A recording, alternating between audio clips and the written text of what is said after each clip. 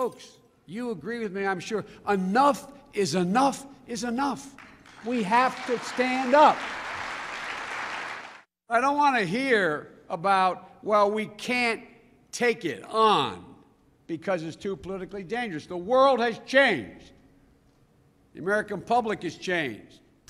That was Vice President Joe Biden speaking about the obligation for stricter gun laws in the wake of the Newtown Elementary School shooting. Good evening and welcome to this Reality Check special. Tonight we're talking about the issue of gun control. It's an issue that's captured headlines across the nation for about 2 months now. Shortly after the Sandy Hook shooting, in which 20 children died along with 6 adults, President Obama put VP Joe Biden in charge of a task force to come up with solutions so that tragedies like Sandy Hook would never happen again. Biden has met with the NRA, law enforcement, the entertainment industry, school districts, and many more, which is partly why he grabbed headlines this week when he was caught off camera saying this. What we're going to do is going to fundamentally alter or eliminate the possibility of another mass shooting or guarantee that we will bring gun deaths down to 1,000 a year from what it is now. That statement is fairly interesting because it was on February 3rd when Biden was caught saying that these measures may not change anything when it comes to gun violence. It was also on the 6th of February, 3 days later, when he was in front of the crowds, once again saying enough is enough. Just a few days after the Sandy Hook shooting, we posed the question, do gun control laws really have to do with gun control? Here's a look back at that reality check. In the days after the Connecticut school shooting, there's been a lot of talk about the need for gun control laws to be more strict across the nation. And this is a highly charged issue. Some say stricter laws would protect the innocent, and others say it would do nothing but take guns away from law-abiding citizens. Tonight, we investigate the numbers in a reality check you won't see anywhere else.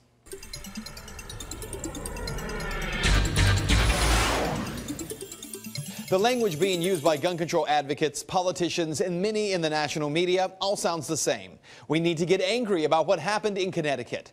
We must take serious action, they say, to prevent this from ever happening again. One of the toughest issues here is to separate the emotion from fact, because it's easy to be angry at guns. But does that anger make sense? To be angry at the tool and not the user. Do you know how many gun-related deaths we have in America each year? According to the FBI's number for 2011, which is the last number where numbers are available, there were 12,664 murders in the U.S. Of those, 8,583 were caused by firearms, which means that 4,081 were committed without a firearm. Now let's stick to the numbers of firearm deaths. Nearly 8,600 murders committed with a firearm in 2011. Now, the thinking is that if there were stricter gun laws, these 8,600 deaths, or many of them at least, would have been prevented. But is that true? Well, not necessarily. While guns are the most common tool used for murder, the second most common are knives and cutting objects. And the third, believe it or not, are fists and feet. But there is a bigger issue here. If guns are so dangerous of a tool that society must rid itself of them, is that true of other dangerous tools? While there are under 8,600 gun-related murders in the United States for 2011, there are over 11,000 drunk driving-related deaths, according to the New York Times. That means 2,500 more people are dying at the hands of drunk drivers than guns. So where's the outrage from Piers Morgan of CNN about legal alcohol for those drunk drivers? Where are the calls from Mayor Michael Bloomberg of New York to have a serious debate about banning cars? After all, there are 38,000 traffic deaths in the country every year. Well, what this means for you is that no one is going to move to take your car away, because people will say, well, cars and guns, it's apples and oranges. After all, you need a car to get around, but you don't need a gun. Cars serve many purposes, but guns, they say, serve only one. That argument is not only untrue, but it serves to demonstrate the difference in worldview. Those who are calling for a ban on assault weapons and handguns are doing so because they believe that the greater good in society will be served by removing guns, even though the numbers show the greater good would be better served by removing all cars. The argument over guns isn't really over guns at all. It's over whether or not the individual in America has rights. Rights to speech, rights to property, rights to keep and bear arms. We hear a lot about sovereign states these days, but the truth is, in the eyes of the founders, You are the sovereign. You have rights that no society, no government, and even the greater good cannot take away from you. And that is Reality Check. Still ahead, guns and violent crime make national headlines. But could conceal and carry permits help reduce the bloodshed? We'll investigate Ohio's numbers. Still ahead.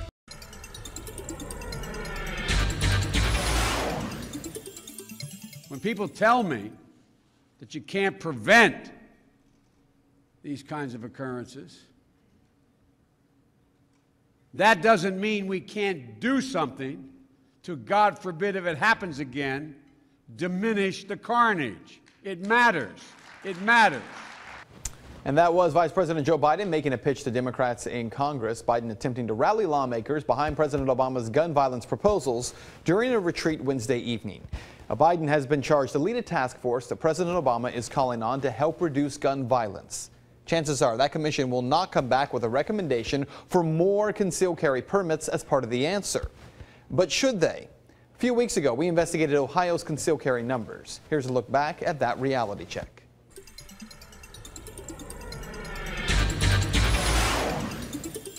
The debate over gun control is not new, but there is newer data that may show a direct correlation between concealed carry weapons and a drop in crime. Let's talk about the state of Ohio. I looked up the numbers on crime statistics from 1960 to 2011. Now, these stats give raw numbers, but what is surprising in those numbers is that between 2003 and 2011, even though the population rises for the state of Ohio every year but one, crime is steadily on the decline. So why take the years 2003 to 2011? Because it was in April of 2004 when Ohio passed its concealed carry law. So back to the crime numbers. In 2003, the year before CCWs were issued, there were 526 murders in Ohio, compared to 479 in 2010 and 513 in 2011. Forcible rapes, they were at 4,660 in 2003. But since the concealed carry permits began being issued, those numbers have dropped every single year but one. In 2011, there were 1,029 fewer rapes than in 2003. Aggravated robberies, well, those are also steadily on the decline. In 2003, 16,895 aggravated robberies. In 2011, 16,057. That's a difference of 838 aggravated robberies. Now, we could go on, but suffice to say, crime is down in every single category in Ohio except for one, burglary, where property is stolen from a home or a business. Now, what these stats do not say definitively is whether or not the concealed carry weapons are the reason for the drop.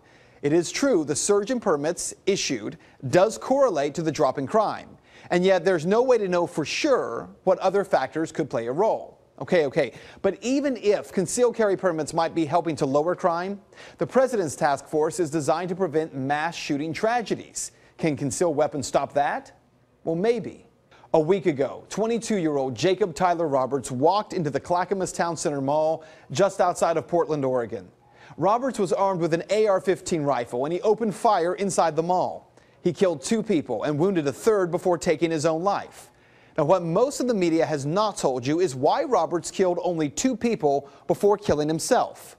Portland TV station KGW has reported that another 22-year-old was in the mall at the same time. Nick Mealy, who has a concealed carry permit, was nearby when Roberts opened fire. Mealy pulled his weapon. He aimed it at the shooter, but he didn't shoot the gunman because there were bystanders who could have been injured. He told this to the TV station, quote, "I'm not beating myself up because I didn't shoot him," said Mealy. "I know after he saw me, the last shot he fired was the one he used to kill himself." So what this means for you is that while the rise in concealed carry permits is increasing in Ohio, violent crime is not. And while media and politicians are demanding a serious debate on gun control, it is fair to ask, shouldn't a serious debate look at these kinds of numbers and ask whether more guns in the hands of responsible Americans is part of the answer? And that is Reality Check. Still ahead, the president has big plans for tighter gun control laws. But will they be enforced? Why some local sheriffs won't be following presidential orders. Still ahead.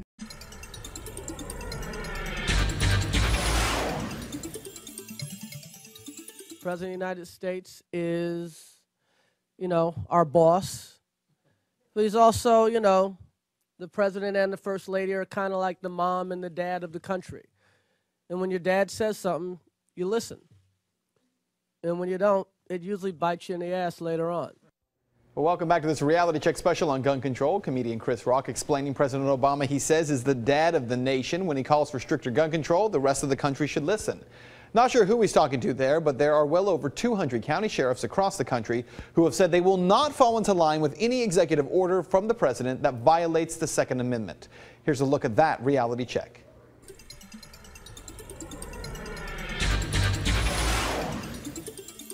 Well, there is one group of law enforcement who have been very vocal about the president's calls for tighter gun control laws, along with his 23 executive directives signed about 2 weeks ago.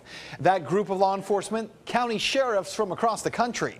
In fact, there are now 228 county sheriffs across the nation and a number of sheriff associations that have come out vowing to defend the Constitution.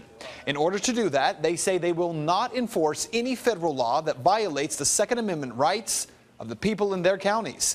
That list includes sheriffs from Washington, Alabama, Utah, New Mexico, Texas, Florida, California, Kentucky, Ohio, just to name a few.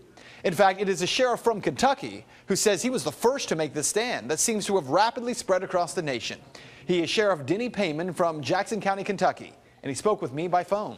Signed a letter. I was actually the first sheriff to make a stand, and about 3 days later is when our Oregon sheriff did, and then some others followed with that. The way it's been kind of displayed is these are suggestions that we'll talk about, but then it's all of a sudden gone to, no, these are what we're going to enforce. Well, they're not going to be enforced here. Now, we went through that list of President Obama's 23 executive orders on guns, and the reality is most of them are simply memos to federal agencies about giving instruction, which, in fairness, is exactly what an executive order is supposed to consist of.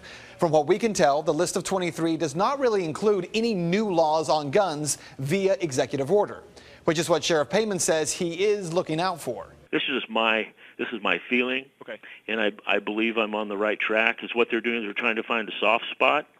They're trying to crack the door. Okay, well, if they'll accept that, let's chip away at that amendment a little bit. I know the people of my county well enough. I know the people that still have basically a patriotic blood that runs through them and that still stand on the Constitution. And I'm not going to disarm those people. These are the good citizens. These are the people that are trying to protect each other and themselves. And to disarm one of them is why the Second Amendment was created. But to have the federal people don't have business in here doing that. They cannot walk in and disarm people in Jackson County. So what this means for you, for those of you in Ohio and Kentucky, 2 county sheriffs have made this commitment in Ohio, 6 in Kentucky. That includes the sheriffs of Boone, Kenton, and Claremont counties. Sheriff Payman says the reason for the pledge is simple. At the end of the day, the sheriff says it is his oath of office to protect the people of his county. And he says that happens in part by protecting the constitutional rights of the people living in his county. And that is Reality Check. Still ahead, the battle over gun control continues to heat up. The Second Amendment explained. And why do you need to own an AR-15? Still ahead.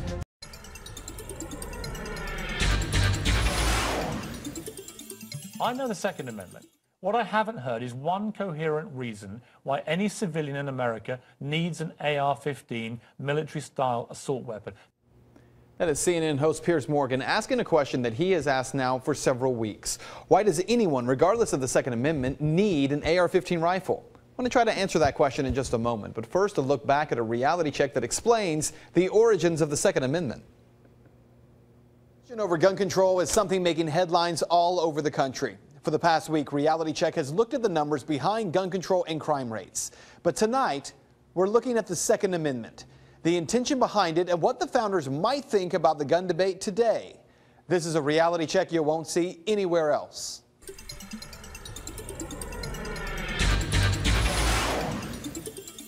The discussion over gun control in light of the Connecticut school shooting has been building over the past week.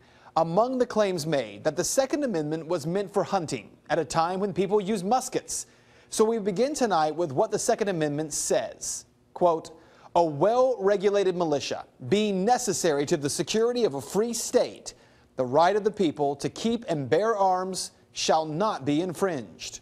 To be clear, the militia is not regular military. They were farmers and blacksmiths who went about their daily lives. But notice that the amendment says this is for the security of a free state. According to the 1828 dictionary and other historical documents of the day, that independent state was actually seen as an independent nation. So it's important to understand that the Second Amendment was not about guaranteeing the right to a musket. It was about citizens of a sovereign state matching force with military. I talked with attorney Don Moore about this. From a legal standpoint, and the way I was taught in law school, essentially, the purpose of that amendment was to allow us to defend our country and to defend ourselves against our country. You see, this is where American history becomes very politically incorrect, because the Second Amendment was not drafted for hunting or just self-defense from an attacker. The Second Amendment was put in place to guarantee the rights of the individual to be equally armed as military, both foreign and domestic, in the event that the citizenry might actually at some point have to fight their own government. Specifically, the purpose of the amendment was to have an armed society. Several examples in the 20th century where governments have perpetrated evil against its citizenry, some probably even in this century, 21st century. And it's very difficult to do that to an armed populace. To an unarmed populace, you can round them up, you can put them in ghettos, you can execute them, you can do all kinds of things when they're not armed. So what this means for you, it's again a very controversial subject, but if we're going to have a debate about what rights are actually guaranteed under the Constitution, then we need to have an honest debate about what the founders were attempting to guarantee. The Second Amendment is about making sure the population would not be controlled, dominated, or oppressed by a government. It's not my place to attempt to tell you what the founders were thinking or what they be thinking today, but the principle of what they put in place had nothing to do with the kind of weapon they were guaranteeing. It was simply about matching force. And that is Reality Check. So to the question about why an AR-15 rifle, follow me here. The framers believed in the right of free speech, but today most people believe that speech has limitations, obscene speech or hate speech. The framers believed in the right to keep and bear arms matching military force, but today the Supreme Court has ruled that you shouldn't be able to own an RPG or a tank. By extension, Piers Morgan says, an AR-15 rifle. The framers believed in the right to trial, but many Americans now for themselves believe that President Obama and Bush are okay by accusing some people of terrorism and not entitling them to that right to trial. That's why Piers Morgan and those who share his worldview will never fully understand the Constitution, because at the time the Bill of Rights were written, hate speech existed, but the framers believed the right of the individual was greater than the collective right of society. Terrorism and murder existed, but the framers believed that the right of the individual to have evidence brought against them in court was greater than the right of the mob. Firearms and weapons at the time of the founding existed, but the framers believed that the right of the individual to be armed was greater than the right of the government to control arms. Were the framers right? Are those calling for stricter controls today right? That's not for this journalist to decide. But until we accept there is a fundamental difference in worldview, both sides of this argument will continue to bang their heads against the wall. Thanks for being with us tonight. Have a great night. We'll see you back here next week.